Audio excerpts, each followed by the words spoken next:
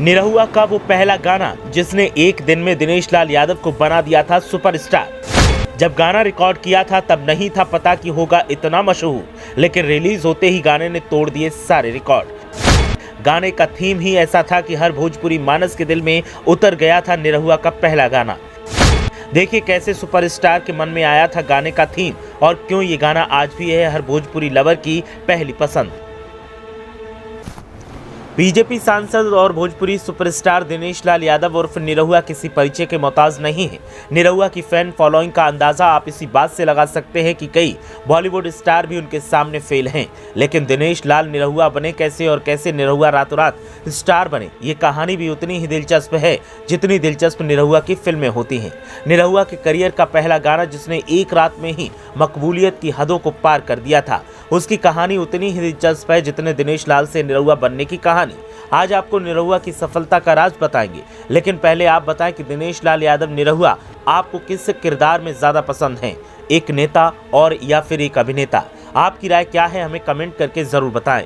अब बात करते हैं निरहुआ के पहले गाने की, तो भोजपुरी फिल्म इंडस्ट्री का जाना माना नाम दिनेश लाल यादव ये सिर्फ एक एक्टर ही नहीं बल्कि सिंगर, फिल्म मेकर और पॉलिटिशियन भी हैं। निरहुआ को रियलिटी शो बिग बॉस के 6वें सीजन में भी देखा जा चुका है। बचपन में दिनेश का ज्यादातर समय बेलघोरिया में 4 नंबर रेलवे स्टेशन गेट आगरपारा में बीता, क्योंकि यहाँ उनके पिता एक फैक्ट्री में काम करते थे।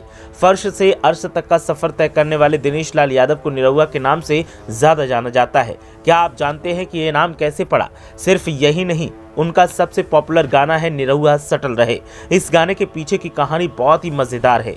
इसी सॉन्ग ने उन्हें रातों रात स्टार बना दिया था। लोगों का कहना है कि इस गाने को सुनकर उन्हें उनका बचपन याद आ जाता है। निरहुआ ने खुद द कपिल शर्मा शो में इस गाने को बनाने के पीछे की कहानी सुनाई थी, जो कि बहुत दिलचस्प थी। निरहुआ ने बताया था कि वो कोलकाता से पढ़ाई करके अपने गांव लौटे थे। वहां देखा कि सब कुछ बदल गया है, पूरा परिवेश बदल गया है। उन्होंने कहा कि मैं उस समय अपने गांव कोलकाता से पढ़ाई करके आया था। मैंने गांव को बदलते हुए देखा, बदलते हुए परिवेश को देखा। पहले हमारे गांव में क्या होता था कि अगर किसी लड़के की शादी हो गई, सब घर परिवार के लोग हैं, उस लड़के को अपनी बीवी से मिलना होता था। जब पूरा घर सो जाता था तब छुपके कहीं से सीढ़ी लगाकर छत से चढ़कर उसको कैसे कैसे पहुंचना पड़ता था।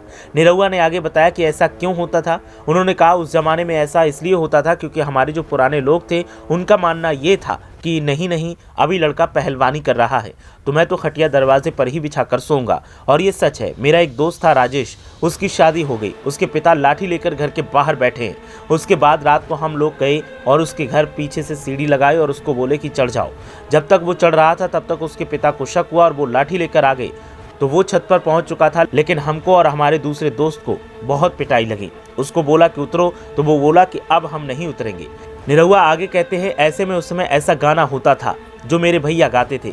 सब लोगों को खाना पीना खिलाकर 9 बजे तक अपने अपने रूम में सबको सुला देना है और कहीं ऐसा हो कि सबका इंतजार करने में मैं भी सो गया। ये तो था उस समय। जब मैं 2003 में आया तो पूरा परिवेश बदल चुका था। जो लोग जुगाड़ लगाकर घर के पीछे से चढ़ते थे, अब नए लड़कों की शादी हो रही है तो वो घर में ही बैठकर खाना खा रहे हैं। किसी से फर्क नहीं है। दोस्त लोग पूछ रहे हैं कि वो कहाँ है, तो पता चला कि उसकी शादी हो गई, घर में ही है, वो आ नहीं रहा है। मैंने कहा ये तो बहुत बड़ा बदलाव आ गया है समाज में।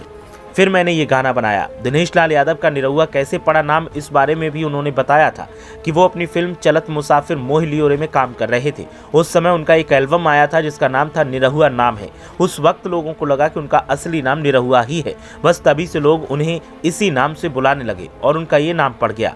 तो निरहुआ के गाने का किस्सा और खुद दिनेश लाल से निरहुआ कैसे बने, आपको कैसा लगा हमें कमेंट करके जरूर बताएं। ब्यूरो रिपोर्ट, मीडिया हलचल।